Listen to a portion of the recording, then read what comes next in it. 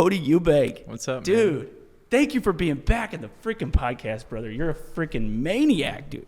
You just covered 250 miles. Was that later 2023 or just earlier 2024? It was in March of 24. Gotcha. And then 2 weeks ago, I threw down 225. Yeah. 225. What was the time on that? 54 hours. 54 hours, Yeah. 225 miles. And what was the name of that race that you did? So that's called Big's Backyard. But it was really the world team championship of Backyard Ultra. So it's a particular format that I do where every hour you run 4.17. You have to finish the loop in that hour. If you finish early, you get a few minutes of rest. But if you come in right at you got to just line up again and go. What is the time that you have to finish the loop? So the U.S. course, and there were 63 countries. Each country had their own course, and they put up their top 15 backyarders, is what we call them. And on our course, it was trail during the day and then road at night. So the trail is pretty technical, and we would run it in like 55 minutes. So you have enough time to eat something, fill your bottle, maybe get off your feet for a second. Then at night you go a little faster, so it's just easier running. So I would do like 47 minutes, and then try and get down for like a 5-10 minute nap. Man, so you were able to nap. You were able to get a nap in. Yeah, I probably in the 54 hours I probably slept maybe an hour total. Yeah. Dude, how do you feel coming out of that nap? Like body wise to get going again. It's nice to rest the eyes. You do feel a little more alert. The body does feel a little better, but then as it goes on, it tightens up and it's hard to get moving again.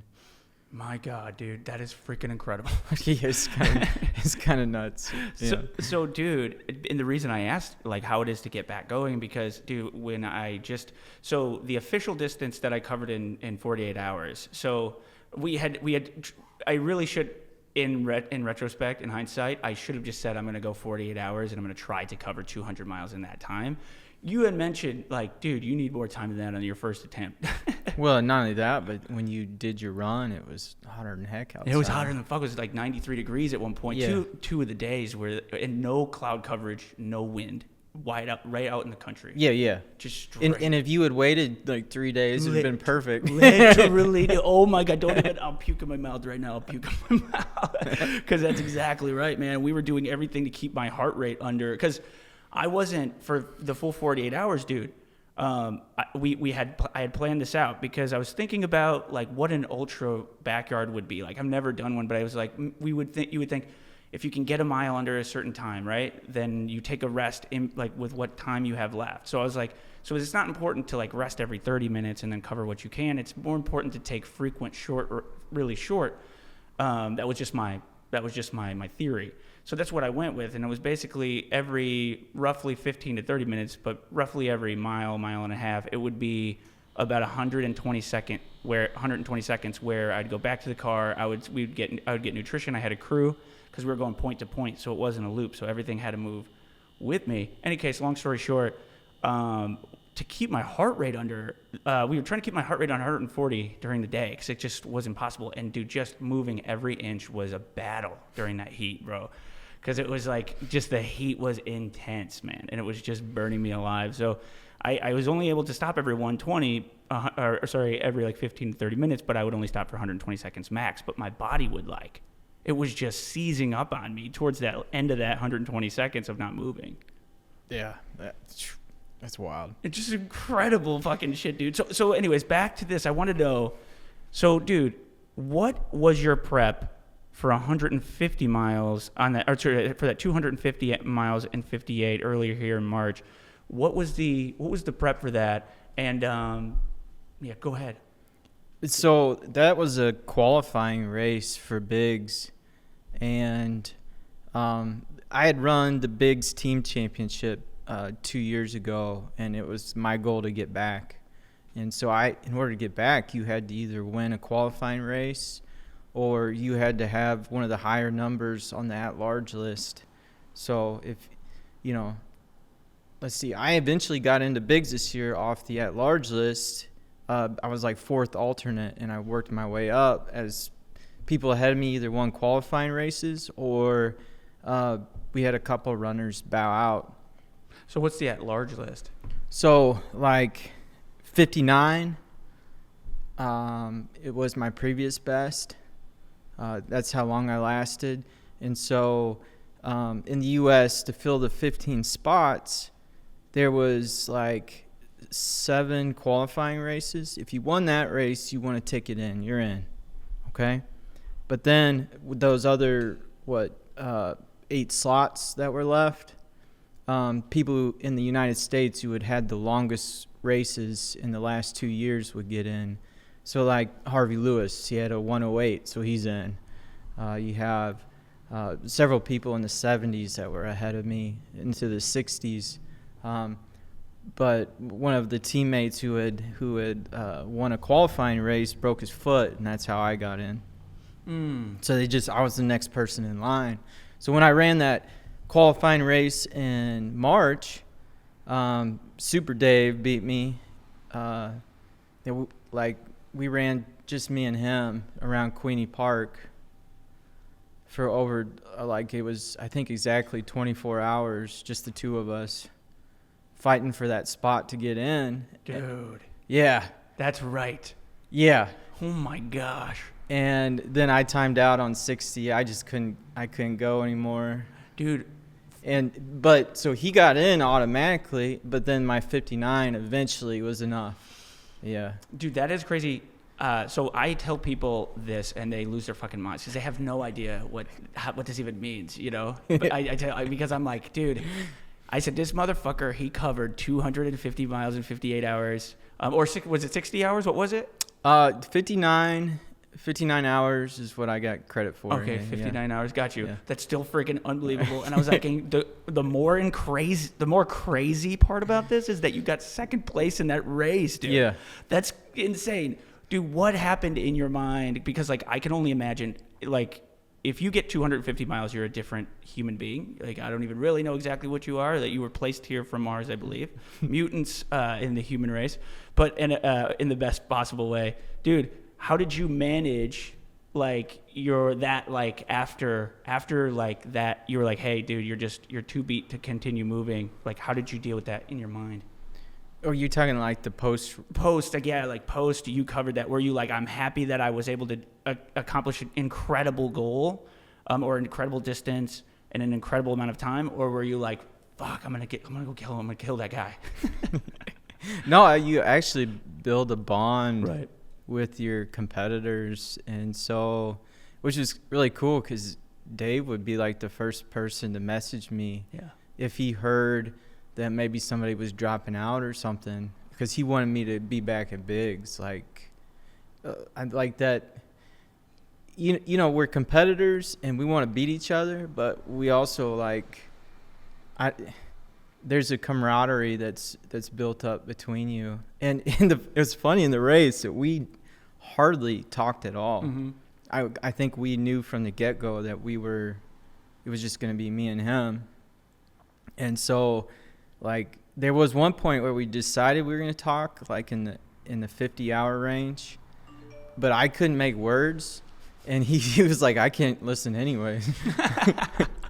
We had one conversation where I've thought about this quite a bit, where I was like, hey, man, you're doing great. Like, we're so well matched. It kind of feels like a prize fight. And it was, like, because we'd come into camp, and our crews would just, like, throw us in the chair, and then, like you're a boxer, and they'd slap you around and make you eat something and, do whatever, like massage your hips or whatever. And then they'd be like, pull you up and then slap you on the butt and say, get out there. And it was like every loop, man. Did you prep your crew? Who crewed you? Do they crew you usually? And did you prep them before you started to be like, hey, this is like... Have you seen that meme where it's like Tiger Woods and is it John Daly? I have not. Where like Daly's there with the cigarette and leaning on his golf club, and there's Tiger Woods. He's like the dialed in, like the engineer brought to the sport kind of thing. Yeah. That's how Dave and I are. I'm like the John Daly, and he's like so dialed in. Yeah, I love that, dude. Yeah. So like my camp's a total mess, and he's like everything is so organized, and so my dad got me through most of the first day, and then my buddy James, who always supports me, come out and took care of me. But there was a friend that I really didn't know her. I've heard her name, but she showed up to help some friends from Colombia, and she stuck around the whole weekend and just did her thing. I just did whatever she told me, like, because you get that far and you probably couldn't. Right. You couldn't think. Yep. You rely so much on your crew to help you moving forward, even in mood and energy. I'll spend the whole loop thinking about what I need, and then I'll get into camp and I can't even speak. Yeah. Like I wouldn't even think of it. Yeah. And it's like, here I go again on another hour where I probably should have rubbed some Body Glide or Vaseline somewhere, and I didn't do it, and now I'm hurting again. Or I wanted water and I never got water. Yeah, dude. And they're just like, dude, yeah, they really can't be asking you questions, even though it's like being able to articulate your thoughts at a certain point. It's just like, you kind of just need people to intuitively know where you're at, like based on what condition you currently are in. You're like, you're kind of like, it's sort of like how Lois and Peter Griffin can understand, or like can't understand Stewie, but like the dog and the kids can. Yeah. Something like that. It's something like that kind of relationship. They just know you enough. You just you make different sounds, and they're like, okay, we got you. Yeah, let's get it. Because you rely on so heavily, man. During that time, they're going through it a lot. 58 hours of constantly going and constantly being on it, and problem solving is a lot, dude.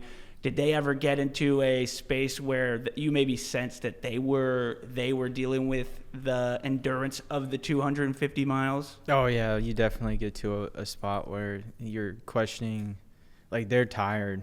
I mean, crewing one of these things I think it's harder than running it. Yeah, dude, I agree. I know I would be terrible at crewing it, dude. Yeah, but.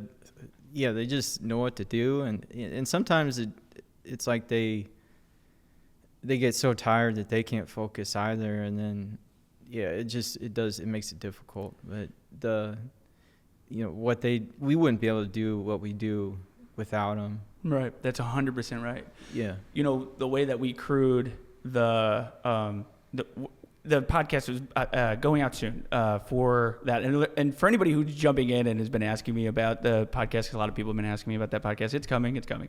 But in any case, that we did a podcast with the whole crew that crewed that 48-hour run. And I didn't say this earlier, we hit 170 was the official distance. 168.3 was the actual mileage. We never stopped the whole time, but I was running so slow during the summer day, or during the daytime, that it was like when I started running after those 120 seconds, my body was so crippled. There's like a video I put up on my Instagram where it took me 3 or 4 minutes just to get back to a regular stride, so to cover the distance. And so that was that over the period of 48 hours, we couldn't get that last 30, which was like, I should have pretty much. You listen to the podcast once it's out and you can kind of get more depth on that. I had my crew with me on that podcast, and they explained what it was like to crew that, because it was fucking insane. Because it's like you don't have a camp, like you have to be in a car. So they're traveling behind me in one of the cars, and I've got 2 crews of 3 people, so I've got 6 total people helping, and they're doing 12-hour shifts, and you can't stop. We're going nonstop, so we never stop. So they're behind me. They're going 4 miles an hour in a fucking Jeep, which, by the way, at the end of that 48 hours, that Jeep smelled like death. Like somebody died in that Jeep, and I mean that. Took a while to get that smell out of my Jeep, dude. And it was because Jared, my brother, and one of the other guys that was there, Alex Moore, they would come out and they would run with me on certain portions of it to keep me going. In that video I tell you about, he's with me. So they would go out, they'd run like I think I can't remember the exact distance, but Alex said he ran close to a marathon over the time. You know, just to like pace me and keep me going and keep me sane during those days and even the night really. But long story short, though, they were fucking putting in the work. They were behind, and dude. You listen to that and you'll listen to how they dealt with it. But the only way we could really do it, we had 3 people in a car and they switched out every 12 hours. So they would leave for 12 hours, come back for 12 hours. They had 2 12-hour shifts and. That was fucking insane. And at the end of it, they're like, dude, what the fuck? That was crazy. And towards the end, we talk about it. You can listen to the podcast. But it gets to the point, we are all doing it. We are all doing this thing. If it wasn't for them, I couldn't do it. If it wasn't for me, they would definitely not be in that fucking car. You know what I mean? So shout out to everybody willing to crew these lunatics out here, you know, because without you guys, we couldn't do it. You know what I mean? Yeah, it's amazing how much energy goes to this kind of futile endeavor to cover mileage. And, you know, but we find meaning in it, right? Solid meaning, bro. Yeah. So explain that. What do you mean? What do you mean we find meaning through this thing we do? Well, so most people don't care that you can run 100 miles, 200 miles. They don't. A lot of times they'll just say, why the fuck would you do that? Yeah, exactly. So, and then it's always funny to do these podcasts because I actually get a chance to talk about it. Whereas in regular life, you wouldn't know. I mean, how do I condense it down into like 20 seconds of conversation? And it's, I don't know, it just makes it awkward, really. But no, we find tremendous meaning in it. Like, if I can do this, what else can I do? And you know, it all translates into your daily life. But what can I endure? And it's pretty amazing what the human body can endure. And like when you get knocked down, how do you respond? How do you keep going when it's just horrible? Yeah. In this last race, the worst thing I experienced was chafing. Like chafing beyond anything I've ever experienced before. Why? I don't know. I don't know what the difference was. Maybe it was a different type of short.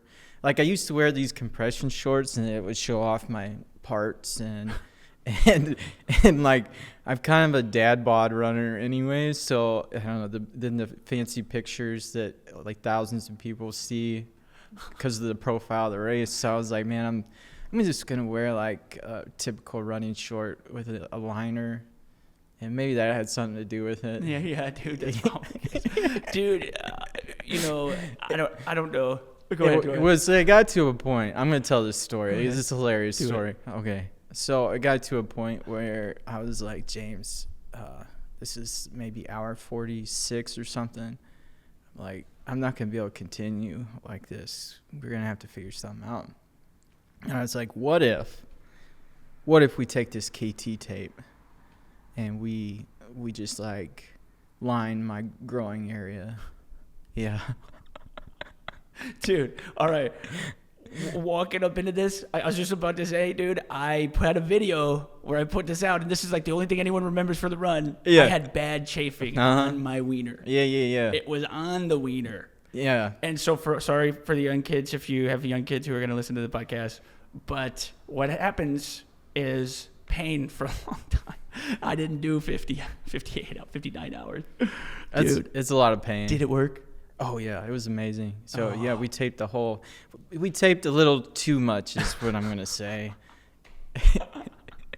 And that's so crazy. And we had like 2 hours left of the road, which was fine, but then we transitioned back to the trail, and instead of being in this like real steady cadence where you're just like a machine, you get on the trail and you got to run. Yeah. And you're going to bounce around and put the right footstep here, and it's all attention and everything. Well, the downside was that it also shakes everything up too. And so that first loop back on the trail on day 3 ended up being what we call a poop loop. You're going to need to run faster so you have time to use the restroom at the end. So I was hauling on that first loop, which felt good. It felt good, but it also was like, I gotta go. And Laz's rule for his backyard is you don't poop in the woods. Because that's like the one rule he puts out. No other talk, anything else. He's like, don't poop in the woods because the dog will roll in it. Dude, yeah, okay, that's hilarious. Explain this guy in this race, because this is an infamous race. Oh, yeah. Well, anybody who's been an ultra runner has heard the name Lazarus Lake. It's not his real name, but that's his race director name. We all call him Laz. He's pioneered so many different races. The most popular is the Barkley Marathons. Yep. But then he's got several others, and probably his legacy will be Backyard Ultra. I think when it's all said and done, we're talking a competition across 63 countries, and it's like almost double what it was 2 years ago. And they're running backyards in over 80 countries now. And there's no nations involved. It's not like government sponsored or anything. It's just people getting together and running loops in somebody, in a park or something. Yeah. Yeah. It's incredible. And the people who do it, when you go to these races, the people who do it are some of the most incredible people. They don't give this is why it will never be like NFL. Because people in NFL, they really like, these football players, they really like taking the fancy pictures and having the fancy stuff. And meanwhile, these ultra runners, dude, they live under rocks somewhere.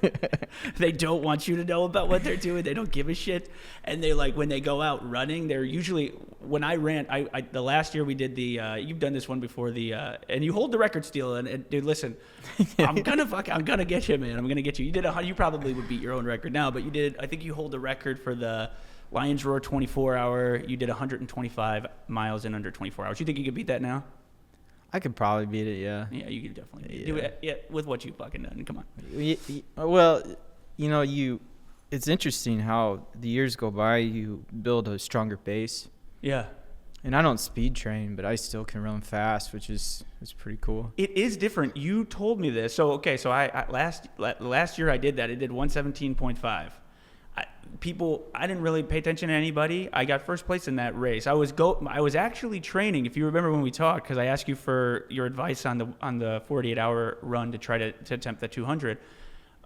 You told me because I was telling you what I was doing for distance. I had just finished. We did a call. I had just finished something like what did I do? I think it was like 40 miles. I think I did 40 or 45 miles was that day that I called you. It was right after that I called you, and you're like, why the hell would you do that? You're an idiot. And I was like, what do you mean? And you're like, I don't believe in long runs, which we get into, because I think that was a really interesting insight, because that's how I actually changed my training. But I was doing speed training because my goal was to hit 130 in that 24-hour period. But dude, 48 hours and 24 hours are two entirely different things. And I know that now. I didn't know that then. So I changed my pace. You said slow that shit down, emulate more what you're going to be doing, which is far different than what I'd be doing to try to hit 130 under 24. Would you agree with that? Yeah. Yeah. 100%. Yeah. Why is it different? Why slow down your training or not do long runs? What's the difference between 200 and 100? Yeah, but what's the difference between trying to get as much distance as you can in 24 hours? Like what's the difference between training for 130 and 24 compared to 200, which essentially is 100 miles in 2 days? 130 would be pretty fast. I don't know what pace that would end up being, but it would probably be around 10 minutes. Yeah. Yeah, and that's going to include all your stops and everything. Yep. Whereas, when we're doing 48 hours or a backyard, the pace per hour would slow down to like 14 and a half, somewhere in there. So, and then when you're trying to maximize your distance, what you're really focusing on is minimizing the amount of energy exertion, if that makes much sense. Mm-hmm.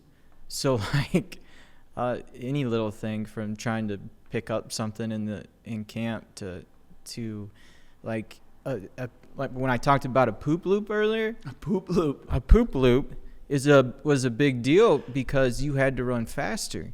which means you're going to exert more energy. Not only that, but it gets your body all wound up. All the functions speed up on you, which you don't want, because that's gonna put you at a deficit, or you're gonna have to fuel for that. So you kind of want to avoid that thing, but you don't really have a choice when you gotta go, man. You gotta go. So you would have to go faster, and then the next 2 laps, it was like you were trying to wind it back down to get back into your pace, and really just like. It's all about repetition and trying to run the same thing every single time. If you run fast too, it makes it hard to sleep. It makes it hard to fuel, especially when what we were dealing with was kind of a warm day.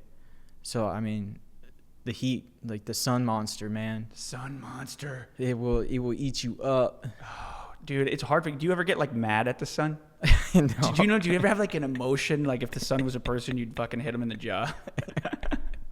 No, I never got to that point. Dude, I had that the second day. I don't, honestly, I remember what you said now makes more sense, because I saw a post where you said you were 100 at 28 hours in. And I was like, oh, man, that sun monster's cooking him. Yeah. Like, he's toast. Yeah. Sun monster's cooking me, dude. Yeah. And then I feel like day 2 was worse than day 1, wasn't it? Day 2 was supposed to be better than day 1. And here's what I did wrong. I had my hopes up during the night. And then day 2 was worse than day 1 for the sun. It was like 1.5 degrees hotter and less wind, and absolutely not a single cloud. It was just the sun was just fucking, it was winking at me the whole time. It loved it. Nights are brutal. Well, and you've run through a couple of nights before. Yeah. I've done 3 100-mile attempts before I did this. Let me think. 1, 2. Yeah. So I've run through the night 3 times before this. So this was the 4th time I ran through the night, and it was just run through the night 2 days in a row, which is insane. Like I can't really. It's been about 6-7 weeks now since that run. Like I thought I had it pretty well processed within 1 week, and then in 2 weeks I was like, oh, I didn't have it processed at all, and then in 3 weeks I'm like, oh, I'm learning more about that still. And I think now I have kind of a way better idea of the processing of like everything that went down, but it's like so extremely traumatic to your body, and what your willpower is doing to keep you moving forward through like all the different pain, all the different everything, like everything that you go through, from physical pain to mental pain. I mean, there was one part of that race, and I would like to know if you had any of these. This is my next question. Actually, we're going to get into mental resilience and mindset, how you prepare for these things and how you get yourself through moment to moment. But there was this moment. And you know what? I'm not going to talk too much about this moment, but because we'll wait for the podcast to come out. I go in depth there. I'm not going to waste too much time on the podcast, so you can kind of explain your stuff. But like, there's a moment where the mind gets real low. I mean, to the point where it's like you are a different human. Like all you are at some point is awareness that you are in a really dark place, and to move through that is really existential difficulty. Dude, for you. When you're preparing for this race, so when you prepared for the 250, when you prepared for this 225 that you just recently did, what was the preparation physically, but more importantly, what is the preparation mentally before you roll up to the race? Yeah. Wow. The mental game is so important, and probably as or more important than the physical game.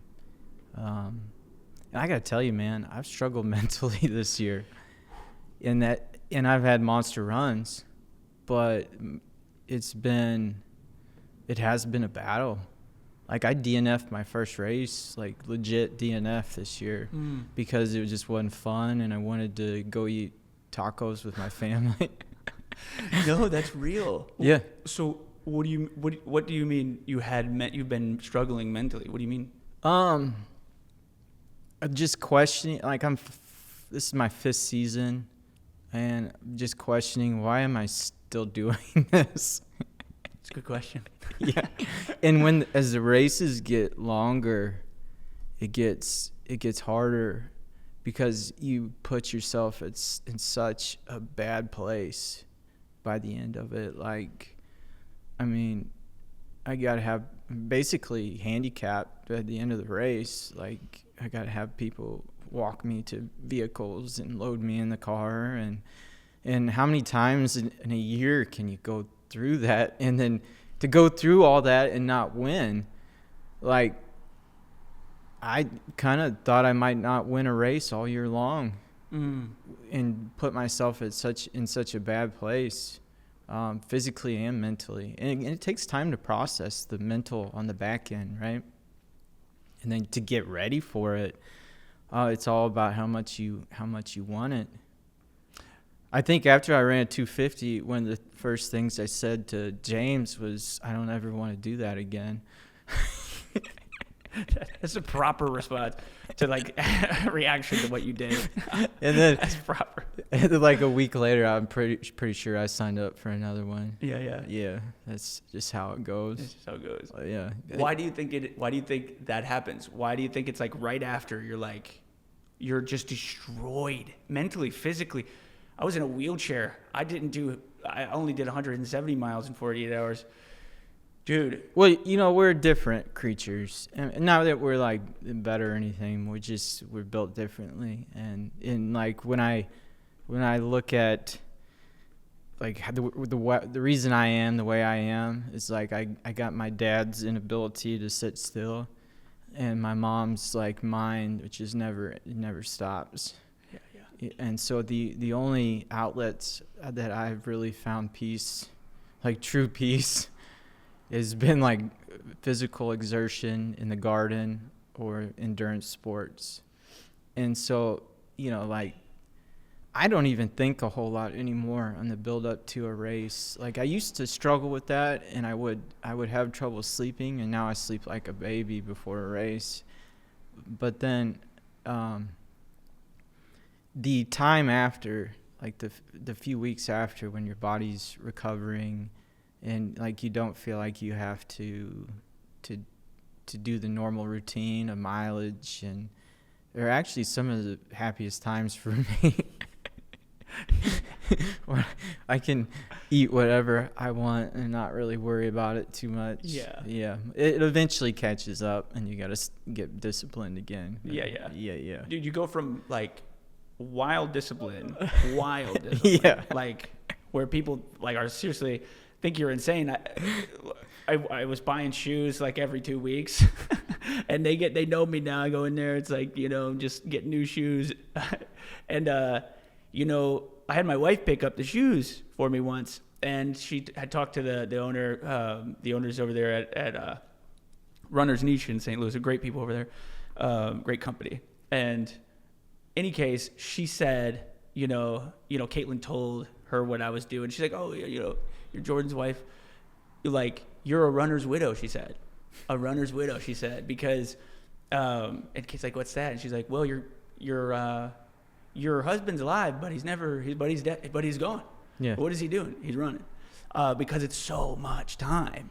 How long do you run per day getting ready for something like 250 miles? What's the mileage? What's the training regimen like for you? How long are you away from the wife and kids? That's a good question. In the last 5 years, my life's changed quite a bit. I went from working a corporate job where I had to drive an hour plus every day to get there and back, to being a teacher where I run to work. So I run 5 miles to work, and then at the end of the day, I run 5 home. And if I'm training for a big race, I'll tack in an extra mile or two on both ends. Lots of hills in Jefferson City, so I get like 1,000 feet a day. It's pretty ideal. I carry a backpack, and that helps with strength. How much does the backpack weigh? Oh, probably 10 to 15 pounds. 10 to 15 pounds? Yeah, I carry my laptop in there and lunches, and yeah, it's heavy, man. That actually is insane, dude. Yeah, I have to tape up my back, otherwise it chafes. Yeah, you got anything, does that, like, any lower back, like lower lumbar pain from that? No. Wow, dude, that's killer. Yeah, it's a great workout. And I need long runs in the weekend because that makes a difference too. And when I say long, I just run the 10 miles straight. So I'm not doing like 20-mile runs. I never do any of that. So, but why not? Because this is some dude in the ultra running world, or whatever. There's a lot of debate on whether or not you should train past like 15 miles. Yes. At any time. So, my understanding and my experience with it is that from a physiological standpoint, there's no benefit gained from exercising for more than a couple hours a day, because you can't recover and do it again the next day. So for us, who are like, time on feet is so important. What we're trying to do is maximize the amount of workout we can recover from on a day-to-day basis, and we don't take days off. Yeah, it's all about consistency. This would be the only argument that I think for long runs. And by the way, I took your advice. I never did anything over 12 miles. There is utility in long runs, but it's going to be utility in things like fueling and testing equipment and that sort of thing. I wasn't even going to say that. That's a good point. But I think you could probably, in 10 miles, do a lot of that practicing, don't you think? Yeah.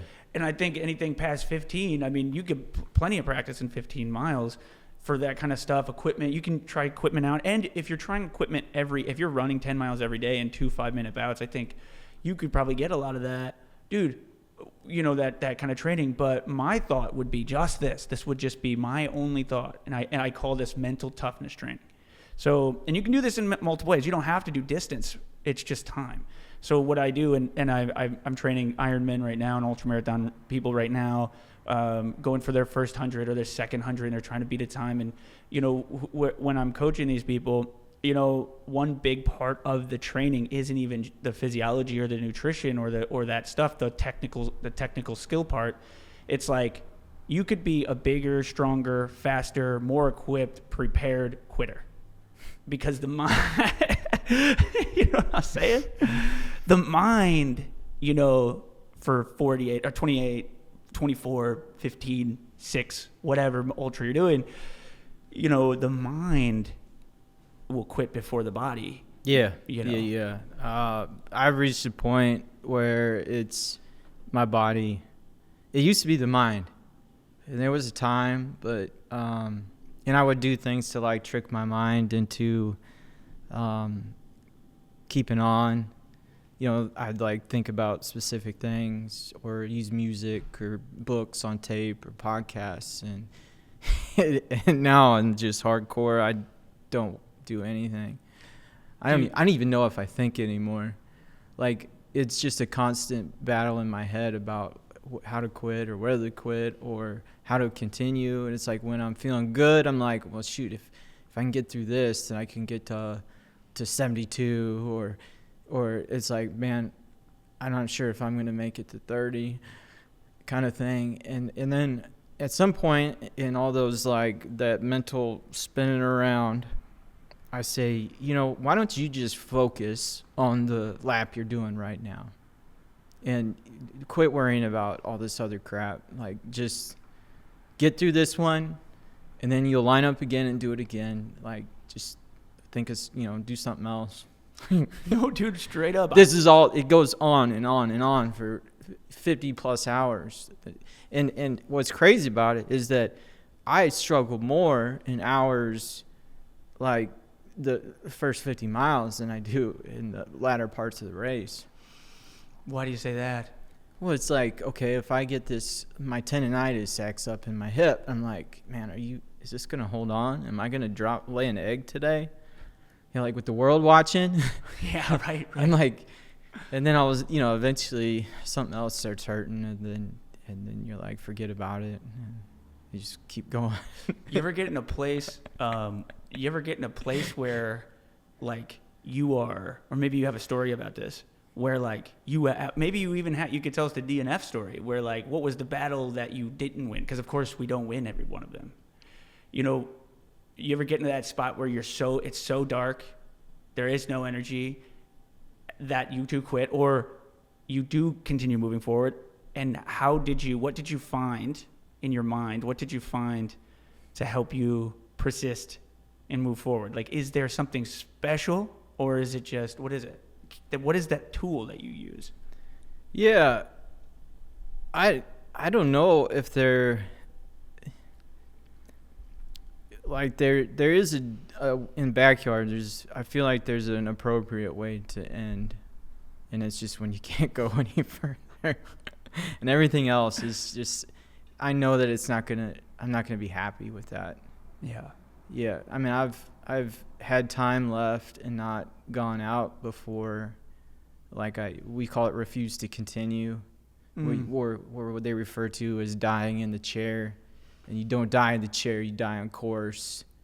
But I also understand refusing to continue. The last two true backyards that I didn't make it. I went out and realized I wasn't going to make the time and turned back. I just couldn't move. It was like the body just ran out of fuel, and mentally, like, I can't will my body to move if there's no gas left, right? So I just turn back and walk it back in. But yeah, it's a tough. Knowing how to quit and be happy with it is a real difficult thing. Dude, it's like a good anecdote for life. It's a good anecdote for life. I always think about life like this, that like life itself is an endurance run, like an ultra endurance run. It's the ultra endurance run. It is the, yeah. And it's like no matter how bad today was, tomorrow's coming. You know what I mean?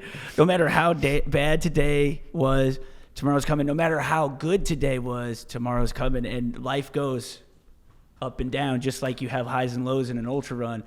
And the only difference about life is that not everybody is paying attention like intimately to what's going on in the mind when you're high and then when you're low. But in an ultra, it's kind of a way to get a snapshot of like life's journey in one 24-hour period. You know what I mean? And I find it to be interesting because in life, what happens? You get, maybe you get laid off and you get divorced or X, Y, Z. You keep losing. You keep on. You didn't have the nutrition, so you fail. You didn't have the this, so you fail. You didn't have the willpower, so you fail, man. X, Y. You get injured, so you fail. X, Y, Z. But you did all of this, and it wasn't enough. That's life. And in ultra, you just get a snapshot that you can be very aware of. You can be very present to, and then you can use those lessons and apply them when you're dealing with those things in a much longer, let's say the whole scale. Yeah. That's sort of the way I think about it. You know what I mean? When you say that's sort of roughly the same, because when people ask me, why do you do that? Why the fuck would you do that? I'm like, because it makes me a better human being overall. It makes me happy when things are shit. Like that one guy, I'm sure you follow that guy. He runs like 100 miles every week for like the last like 8 years or something. This dude, he basically says, if you're not smiling, you're doing it wrong, right? Something like that. Yeah. You're not smiling, you're doing it wrong. And it's incredible what will happen when you're in a low and you just force a smile. Yeah. Yeah. Same as life. Yeah. Right? There definitely is a parallel between the whole thing. Yeah. And the races. Yeah. Dude. Yeah, and there's definitely utility that comes with it.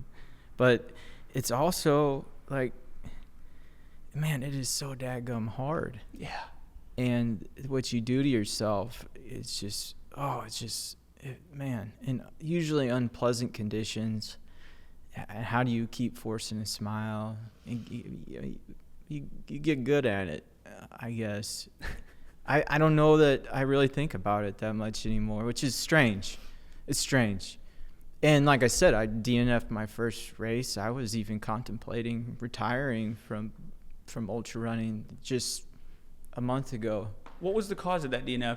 Was that a physical or mental? Because physical or mental those are definitely different. It was a hot day. I wanted to run a flat 100 in ideal conditions because I'd never done it before. I thought maybe I could throw down a good time.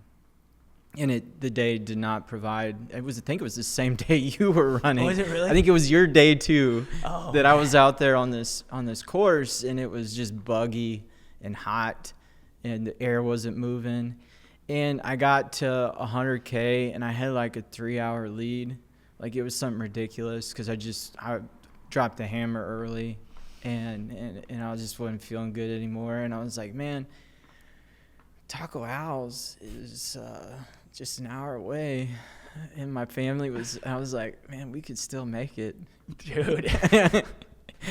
Oh my God. And so I just told Dad, I was like, I'm not having fun out here. I'm not going to I might set a course record, but I'm not going to hit the time I wanted to hit. Yeah.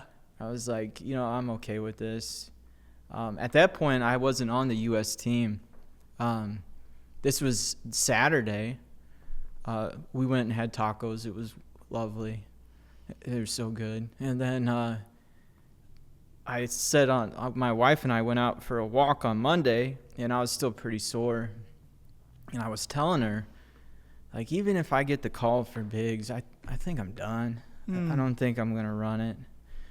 And then the next morning I wake up and I have messages on my phone saying, hey, Scott's hurt, you're in. And I just like, fudge, like, do I really want to do this? And I was like, just put my phone down. I'm going to go get my run in. I go for a run, and my legs were just like, it was like I didn't even run a race the 3 days beforehand. It was like running 9 and 10-minute miles. Like, my body's saying, you're doing this, bud. Like, you're not going to miss out on it. And so I had about 3.5 weeks to get ready. Yeah. And just like a switch flipped in my brain.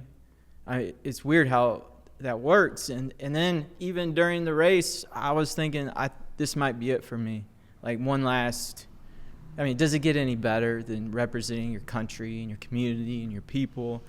Because it wasn't just me running out there. It was all the people who've been with me before.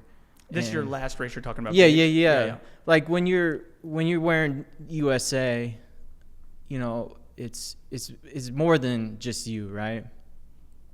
It was about scoring points for our country and representing Missouri and that sort of thing. And then it just lit a fire on me. I'm like, I'm gonna try and go back. So it never ends, man. Even when you think it's about to go, it just something happens. No doubt, dude. This last race, after I just finished this last one, I did it for a cause. That was a little bit different. That gave me more fire than I ever had, and that got me through almost everything. I had 3 people in my mind, dude. I had my wife, I had my baby, and I had Nancy, which is my mother-in-law. And like that was bigger than me. The longer I stay going, the more money I can generate, the more attention I can generate for this thing, which was incredibly successful. And again, once that podcast comes out, you guys will get your update on that if you're listening to this one, on like what we did. But essentially, in general, we doubled the donation money, the donation goal. But it was so much different than anything else I've pushed myself through. It was far bigger than me. I had 6 people behind me and a lot of people paying attention. It was also what made me afraid, like before, because the night before I was having a hard time sleeping. I'm still in like year 3 for me of doing shit, doing these ultra endurance races, man. So I definitely see that. How do you feel like now that it's over? That was the 125 or the 225 you did. Yeah. Dude, in finishing that, how do you feel compared to how you felt preparing for that?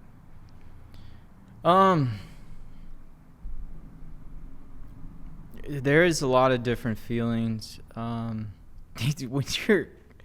you're good at something, it makes it really hard to stop doing it. You know what I'm saying? Yeah. And then when you dream big and when I go into these races, I you have to have a killer mentality, right? So like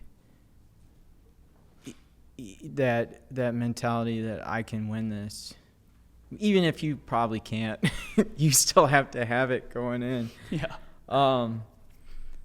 At least you flirt with the possibility of it. Yeah. You know what I'm saying? So then, I don't know. There is sort of a, I got into Backyard Ultra in my first year of racing, is when I discovered it, and it has consumed me. And I'm good at it, and it's What do you mean it consumed you? So getting into to get to go to Laz's place and run, it was just like when every day I run, that's in the back of my mind. So whether I'm doing some other race or whatever, it's still present. If that That totally makes sense. Yeah. Yeah, I am always training for bigs. Yeah. And the reality is I'm not ever gonna be the best at it. Why do you say that? It's just from a physical standpoint, like I got a strong mental game, but like people like Harvey take one step for every two that I take. Yeah, them bitches. Yeah. So that adds up, man. Yeah. On wear and tear, like yeah. So am I ever gonna be the best? No. Do I still dream big? Yes. Sometimes it breaks my heart.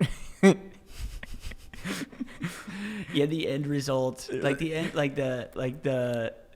So there's like this component of endurance that has nothing to do with the race. You know what I'm saying? Yes. Like I am enduring this lifelong pursuit of, or what seems like lifelong, but it's only been 5 years. But like this, I'm enduring having to always try again. You know, it's like probably like people get obsessed with sports teams with their whole life. Right, and they live and die by whether the Cards win or whatever. I feel the same way about this race. Yeah, because it's almost like it always has a lesson to give. I think that's maybe why you say it's a lifelong pursuit. This thing is, and this is why I relate this to life, dude. It's David Goggins, for example. I know you probably hear a lot about David Goggins. You hear 250 miles, and I don't even know if David Goggins has done that. I don't even know what David Goggins' most is. I think he did like a 240, yeah. Did he do 240? Yeah. And he probably did that, and like, what is that like? Is what's the Moab 240? Moab 240. Yeah, I don't know. I probably 60 some hours, something like that. Yeah, and that I actually looked into the Moab 240.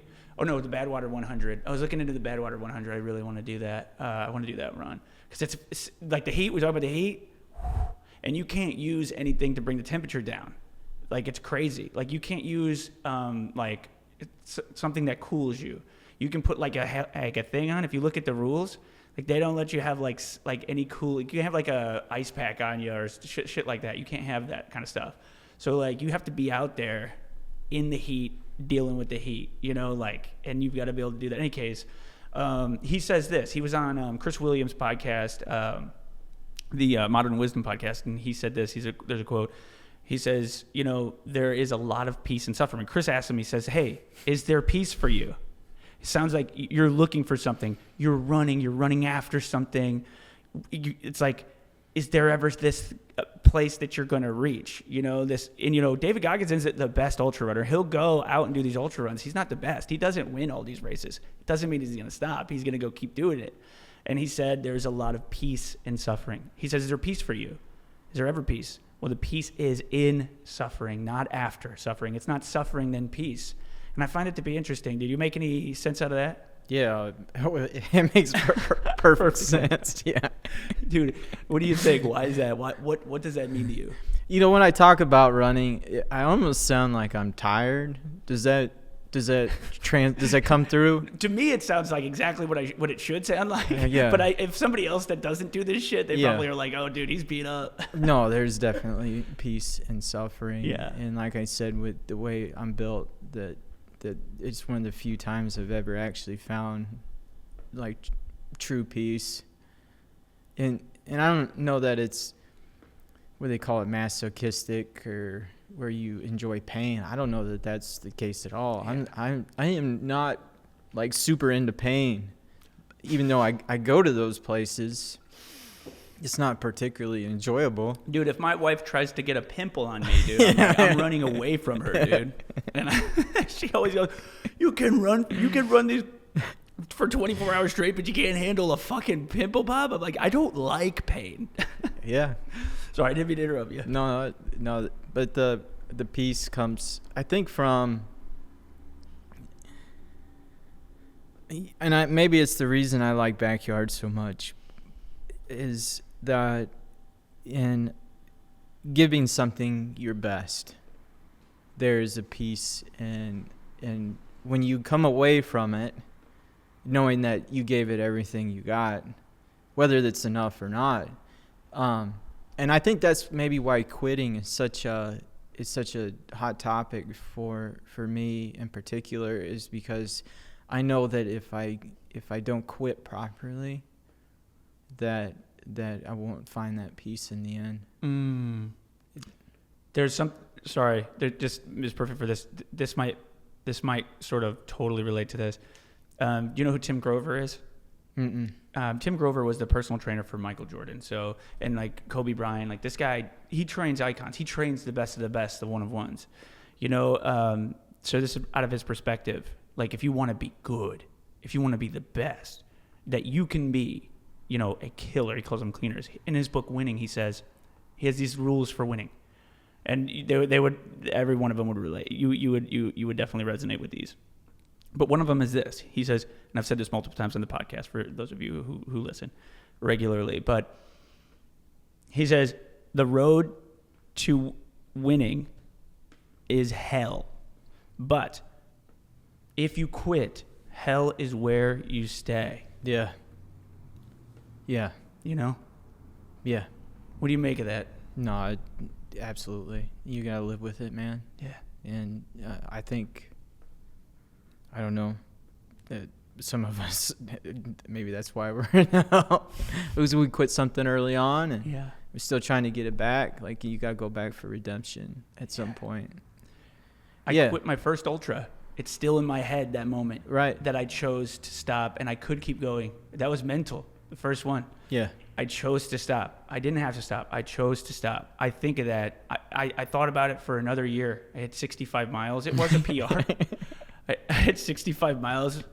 I remember when I was on here last time, you had just run 100, was it 102 or something? Something like that, yeah. 102.5. And you said something that made it sound like you had time to go out. And I was like, why didn't you go out again? Yeah, you remember that? Yeah, I did. Yeah. I did. I had enough time for one more round, but right. I hit my goal, so I was done. You're right. It's like, no, dude, race ain't over until it's over. No, I think about that. Well, especially in time races, I feel like you got to respect the race by giving it everything until there ain't no time left. Yeah. Yeah, and then when it comes to backyard, you go until just you ain't got no body left. Yeah. Yeah. It happens, man. And the body does fail. The body, you can't no willpower will, like if I stabbed you with a sword, I mean, you could try to willpower your life to stay moving forward, but your blood is you're going to die. Like, there's nothing you can do. So at some point when your body fails you, your mind can only do so much. And if you don't have the fuel, I was only 6 miles into the 48-hour run, 6 hours in, and I have been, I forgot my nutrition, one big thing. And so we were like, well, we'll have the second crew come. We got 6 more, so I noticed this 3 miles into the run that we didn't have this major thing.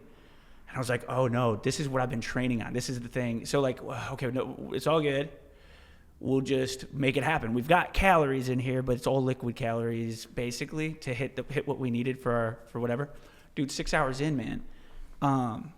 Just taking liquid calories. We were like, in 12 hours, we'll have the other crew bring what we forgot at the house. Dude, I just start profusely puking. I can't stop puking. I can't bring anything in. My stomach is fucking twisted up into knots. I'm nauseous as hell. It's hot. It's, it's 92 degrees out, and I'm like, I'm just going to I can willpower this. I'll get to that 12 hours. I just get 6 more hours. It's a short period of time. I'll just keep pushing through this and keep trying.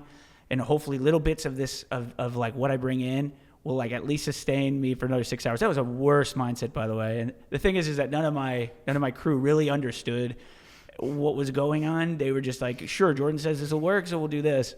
And they were mixing up bottles of different liquids, liquid IV, apple juice was the killer, Gatorade. What else did we put in there? A handful of other things, water. They were mixing it. They were doing potions and they were just throwing it in, just like getting the calories. He needs this many calories per hour. He just didn't get it with the liquids. Well, I was puking like crazy. I was going to knots, and eventually my body started cramping, full body cramps all the way up and down. So I was like, I was like, I started to like tear up. I started to cry, like literally in the back seat, not cry, but I mean, like you're like, I'm like, dude, we're 6 hours into this. I've made a big fuss about 248. I'm about to fail right now. There's nothing I can do, and I'm in the back seat and I'm fucking cramping. I got a cramp so deep in my fucking gut. Like right here, that one that just it touches your soul with a knife, and I'm like, what can I do? I don't know what to do. Like I don't know why this is happening, and I don't know what to do because this is crazy. One, I've never been in that state. Like this was just so random. And I look at Sam, this guy Sam Schaefer, he was in the crew. He looks back at me. I'm like, Sam, and Sam's a smart guy. He knows a lot about fitness. He knows a lot about the body. He doesn't know about this though. He doesn't know about this. This is not his wheelhouse. And I was like, dude, what's happening? What's the solution? Give me something. Give me something, dude. I can't fucking quit right now. And I'm like, I'm losing it. And he goes, look, solve it on the fucking go, man. Just get back out there. We'll figure it out. Stop being a bitch, But my body was fucking off. Well, listen to this. This guy, Mason Wright, this other dude, he's an ultra runner as well, new into ultra running, but he's a dietitian. And basically he messages him, and I've had him on the podcast. Shout out Mason Wright. He's a great dude. He's going to run from Seattle to Miami in 2026 to raise money for single parent households. In any case, this guy's a wild man, and he's currently training for that. He bought an RV. He's like RVing around to get ready for the trip. He's going to try to do it in 69 days. He sends back a message. He goes, what's going on? Well, we're giving him this. He's like, dude, his stomach is way too acidic. You're giving him Gatorade. You're mixing it up. You're putting a big fucking acid bomb in his stomach. Like there's no way this is going to turn out well. That's why I keep puking everything out. Yeah. So he got a big acid bomb in there, and so this is why I can't digest it or whatever. He said, dude, saltine crackers, and we didn't have saltine crackers, but we had kind of like these Cheez-It crackers that had the same type of shit. So I was having one of the clients was, or one of the crew members was just shaving off the cheese and give me crackers, and I was nibbling those crackers, dude, maybe about 2 hours of nibbling crackers until eventually it was a half a cracker to a full cracker to a thing of crackers, and then, dude, over the period of about 2-3 hours, I was back to business, based on the fueling, but the mind was there. Yeah. It's such an insane fucking thing that we do. But what I learned from that is that just because it seems impossible, it's because you just don't know. You just don't know, man. Once you know, you're like, oh, like it wasn't impossible. I just didn't know, but it really felt impossible physically. And then it was like 3 hours later, I'm like, let's fucking go. And then I finished out the whole time. So it just is so incredible, like the whole process, man. Oh, by the way, did you guys have a timeline? You got to get out of here. I didn't even think about the time because I got a bunch of questions left. We good? Dude, fucking beautiful. I'm sorry, dude. I was rambling on, dude. Okay, sorry. Let's move on to. You have to go at what time? Okay, we'll cut this part out. Okay, got you. Sorry, guys. I'll just go on and on and on. So this was all to transition into the physical part of things. I kind of want to have an idea, dude. When you are out there, what is has anything ever surprised you about your body, about what your body was capable of that you didn't know was possible before? And if so, what was the surprise? Oh man. I've been surprised by, I don't know. I don't know that it, like, sometimes it feel good. Sometimes. Sometimes you could be, like, when I did 250 on, like, hour 55 or something like that, I just threw down. I don't even know what come over me. It just took off, like... And I just sped it up. It was probably a mistake in hindsight. Yeah. Right. But it is kind of surprising, like, especially at bigs, because, like, the night is such a it's such a like repetitive thing, and then when you're like, I'm not sure how my body's gonna respond on the trail when you go back, and then it's just like, I feel like I did yesterday. So the body is weird. Other surprises. Yeah, I don't know. I guess I'm just training myself to be a robot. So like I'm not hoping for surprises, you know? Yeah. I mean, weird stuff happens to you. It happens in your head and it happens to your body. I struggled around 39 in this last run, hour 39 in the middle of the night. I just fallen asleep running. I don't know if you did any of that, but you fall over a handful of times. I'm like leaning forward, and I'll be like looking in the woods, and everything's like in block form, like Minecraft. Yep. Yeah, I'm just like, this is weird. I'm just gonna focus on the center stripe. And then we had a moon. I don't usually run at night with a headlamp if I can avoid it. Just it hurts my eyes, and I feel like my eyes need a rest for the trail. And so at one point we had a pretty good moon, and so I would like the shadow of myself. I would like talk to it, just like had somebody to run with. Though there was other people to run with, we just weren't in the mood to talk at that point in time. Yeah, I don't know that it surprises me anymore. I guess not.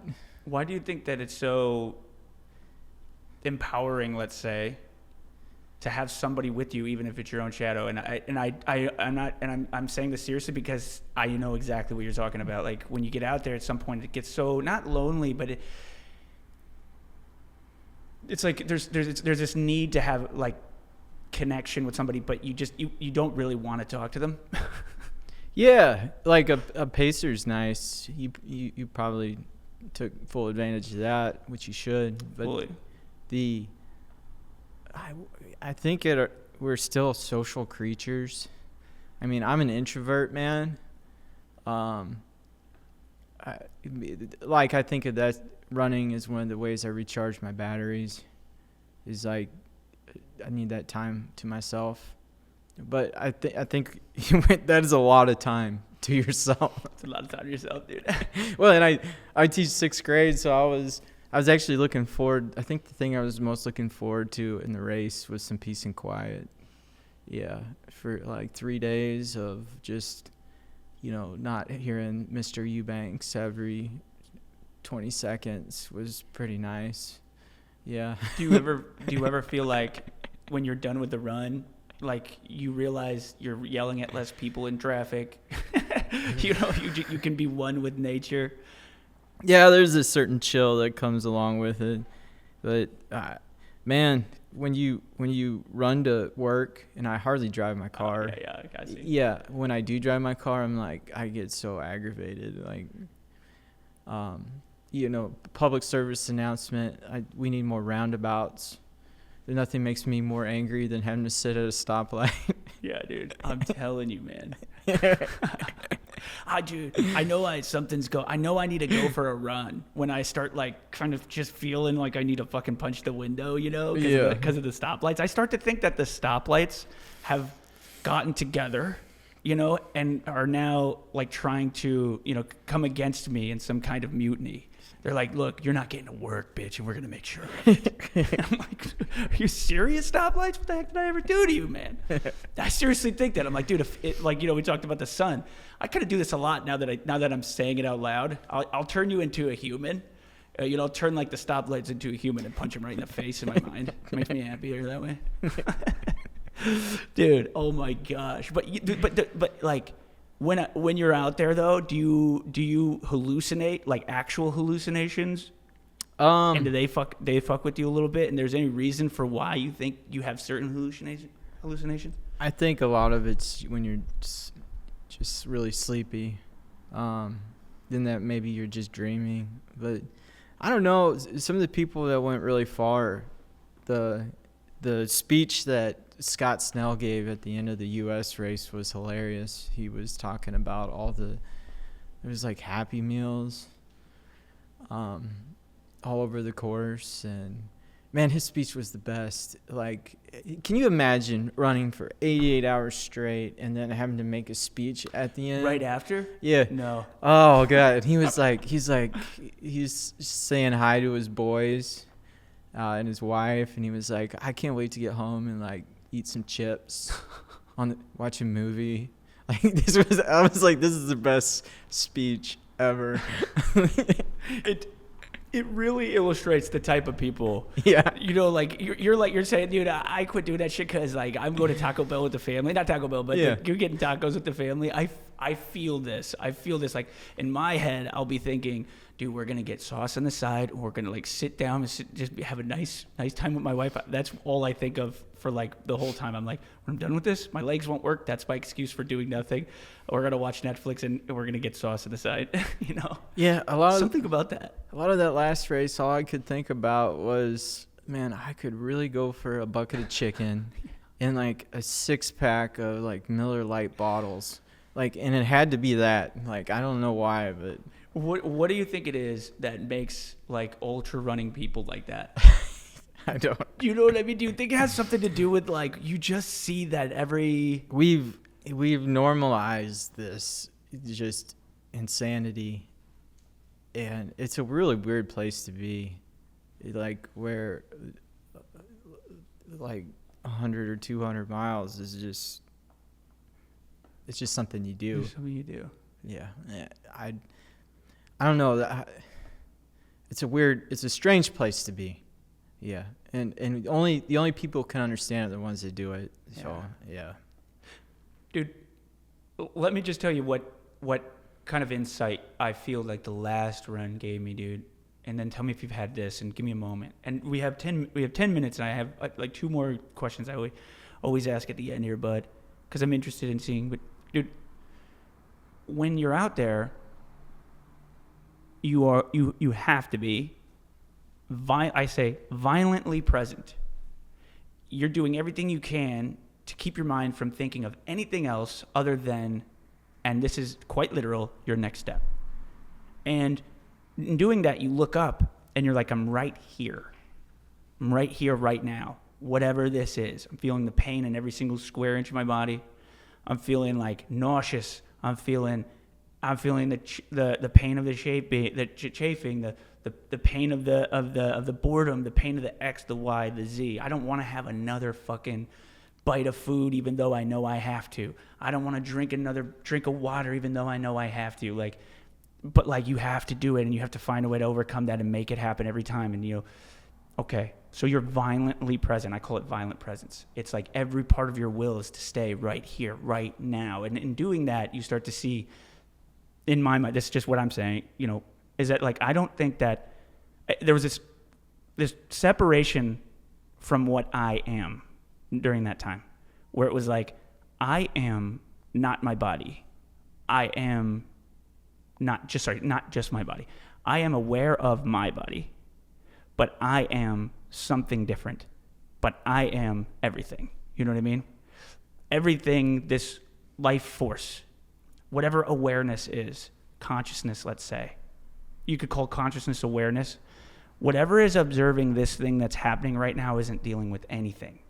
It's just observing it, just watching it. It's just aware of it. The conversations that I'm having in my head, I'm not having these conversations. I'm just paying attention to it. And then I look up and I see the road. I am the road. Not me, Jordan. Jordan is just a thing that I am currently inhabiting. Every cell, every fucking atom in my body is every cell, and every atom in anybody else's body is every part or molecule that is in anything that exists in the universe. But one thing is that I'm definitely not Jordan, and I'm definitely not dealing with whatever this pain is. I am pain, because pain is something I'm aware of. And so pain isn't a determiner of whether or not I move forward. Pain is just another thing I am, because I am everything. What do you think about that? And that makes me then be thinking well, then I'm going to treat people that I am the same way I would want to be treated, because I am you, you are me, we are one. Because we are the life force. The force that moves through the water. The force that balances out the fucking chemicals in the air, the X, the Y, the Z, man. We are the wind, the water, the stars. You get as hippie as you want with it, but simply put, like, I am definitely not Jordan. I am definitely not dealing with pain. I am pain. I am awareness. I am everything. This was something that was profound, I think, in that run that came to me that made me afterwards think of everything around me in a completely different way. Do you have any moments like this? Do you make any moments out of this that then help you to like appreciate life more, to have a smile more, to appreciate life more, maybe because of these types of profound awarenesses? You know, that's pretty deep stuff there. Oh, it gets deep. It gets deep on the pad. Kind of the brilliance of me, and is maybe a lack of brilliance, is that my conscious mind cannot process anything that complicated. Now, maybe my subconscious would understand that, but no, I don't know that. I mean, that sounds incredible, but like I think my just conscious is too dumb to even think of anything like that. Or maybe it's like that. It doesn't matter to think that. No. You know what I mean? I don't. 'Cause that could be. Yeah. You might be caught up. Maybe it is actually better that you don't think of those things. And that may be the gift that I have, is that I don't. Yeah, but everybody's in this together, and we're all part of the same thing. Like the Star Wars, the Force. I don't feel it, but I understand it. Yeah, dude, that was wild for me. And then after that run, I was beat up or whatever. But I was told about that. Dude, I actually went to a benefit 5 hours. I got done with that. Yeah. I went to sleep. 5 hours later, I went to the benefit for Nancy. Wow, that's amazing. They wheelchaired me in. It took quite some time to be able to sleep after this last one. So to sleep? Yeah, struggle sleeping. Our team had this whole string of messages. It was pretty entertaining to read. People talking about all the stuff they were going through, the sleep sweats, and not be able to control your body temperature. And it's a weird thing to go through. It's almost like when we do these, we put up a force field, and then as soon as you're done, it lets off, and then you can't regulate anything. What happens to you? Do you have does something normally happen to you once you finish and now you've let go? Do you have like a normal, okay, we're about to go through this? Insatiable appetite, trouble sleeping, trouble controlling your temperature. Though I did better with it this time. It depends on how deep you had to take it, and it kind of like I had muscle-wise, injury-wise, I had more yards left in me. I just ran out of gas. Like I cooked on a loop, and I couldn't fuel, and then I just ran out of go juice. You know, it happens. Yeah. So it wasn't like as transformative of an experience this last time as it has been in the past. So I don't know. Maybe that's why I have to go do it again. Yeah, it's a practice. Yeah. It's a practice, you know? Yeah. It's like David Goggins says, dude, it's like, in his last book, he says, half savage. You become a half savage. It's like how to regain your savage. It's like a yearly practice. Yeah. Even if you did one ultra a year, it'd be good. But at each run, if you see, look at this. If you see this, don't talk to me until I get my run, until I go for a run. I mean, I look at this every day because I'm like, this is exactly right. Running for me is a practice. It's a place that I go where I'm not listening to music. I'm not listening to anybody talking shit. Like, I'm not answering phone calls. When I go on a run, it's me.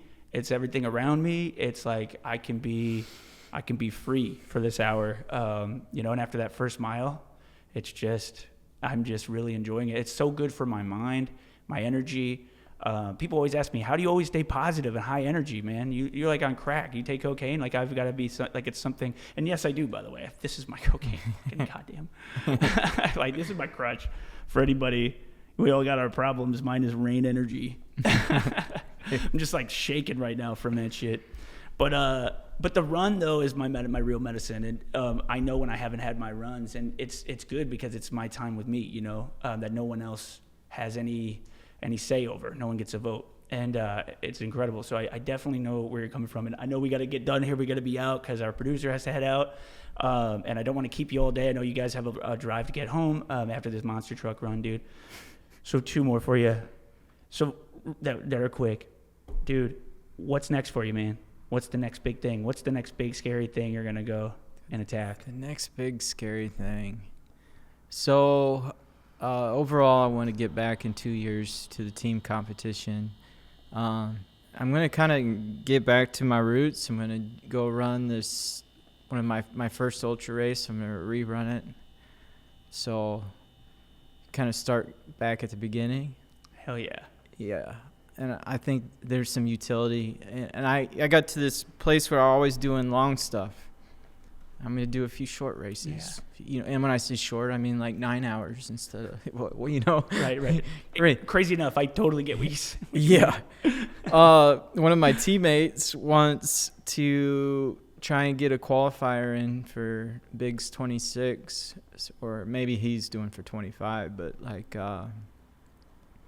he wants to go to England and run on a friendly course that you can put up some big yards on. So we might be going to Suffolk in England in June. We'll see. Let's go. Yeah, so I think it's going to take at least 300 miles to make the team. So that's at least 300 miles in one go? Uh-huh. Jesus. Just to make the team again.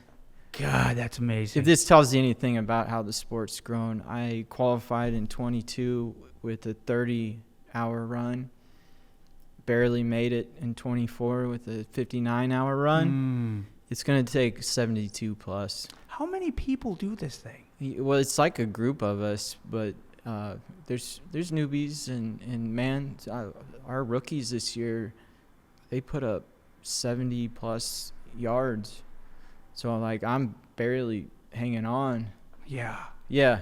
Jesus. Well, dude, God damn it. I want to keep pushing into this, but I got one more question. It's my biggest question. It's, I think, the most important question for the podcast.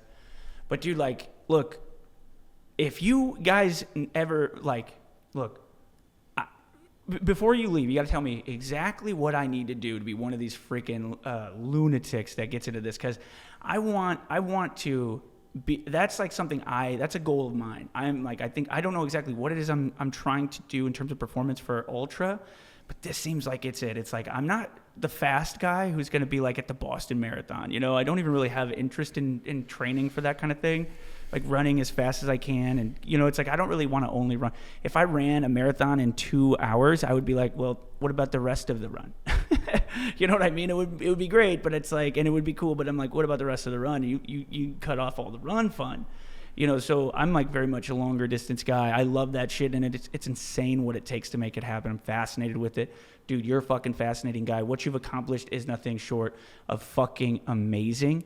You are the kind of guy and the kind of people that resonate so much with me, my business, my ideology. Think big, live better. You take what most people would think is impossible and you make it impossible, and that is inspiring, and that is why I have you on the podcast, why I pay attention to what you're up to, why other people do, why they should hear like your words and like how you deal with this stuff. Because if you can look at something that's impossible and you can attack it and overcome it and make it now just your average thing, then just like that is just unbelievably incredible and inspiring, and we need more of that. We need more crazy people like that. So I hope this sport keeps on getting bigger and better, because even if somebody sees you do 300 in fucking one go, which is what the fuck, let's go, I love it. Even if they don't want to do that, maybe they'll go and do their ultra marathon. You know, maybe they'll go, and whatever that means for them, if it's like cutting hair, if it's doing massages, if it's fucking racing the cars, you know, they'll go and they'll attack that thing because maybe they saw somebody fucking ran 300 fucking miles, and then your thing becomes bigger than you. My thing becomes bigger than me, and then we all inspire each other to fucking go out there and make the world a better place by accomplishing the impossible. And that's fucking incredible, man. My last question. Dude, if you could talk to every human right now at this moment, you know, election day is coming. If you, I'm just kidding. What's your thoughts on politics? No. If you had everybody's attention right now on the planet, all 8 billion people on the planet, and you had the chance to talk to them right now, they all had to zone in, they had to listen to you, you had their attention, what would be your message to the world right now, man? After we need more roundabouts. Obviously, I feel very passionate about roundabouts. No, I would say find an endeavor that makes you a better human. Like, find something that you're going to improve yourself on a daily basis. Like, because we either grow or we basically rot away. So, find something that is going to enrich your life and make you a better human. Because what we really need in this world is people that are pursuing their best self. There's enough negativity out there. We need positive people. Hell yeah, dude. Cody Eubanks, thank you so much for coming to the damn podcast, man. It's always a pleasure sitting down with you, man. And I hope soon I can race with you, because that'd be an honor to be on the same track as somebody like you. I'm telling you, I'm not even kidding. And then maybe even you get introduced me to the guy who somehow beats you, which is incredible to me. That's fucking incredible to me. How anybody could beat you, man, I don't know. But thank you so much for being on the podcast, dude. Where can they find you if they want to find you? Thanks for having me. You can find me on Facebook. Probably. I'm old. That's probably the best. I don't ever update my Instagram. Got you. Well, I will put that link down so that down in the description, you can go follow Cody Eubanks and pay attention to it. You can follow me on Strava, but chances are I won't pay attention to what you do. Right. That's so funny. That's exactly right. God, that's exactly right. See, that's how you know when somebody's a real ass runner, dude. They're just like, they're on Strava, but they even attention. I don't even check it. So. That's amazing. Well, thank you so much. And everybody, thank you for coming into the podcast. As always, Trey, thank you for staying here later and being late to the thing that you have to get to make this thing happen. And guys, always remember, think big, live better, and we'll see you on the next one. Peace.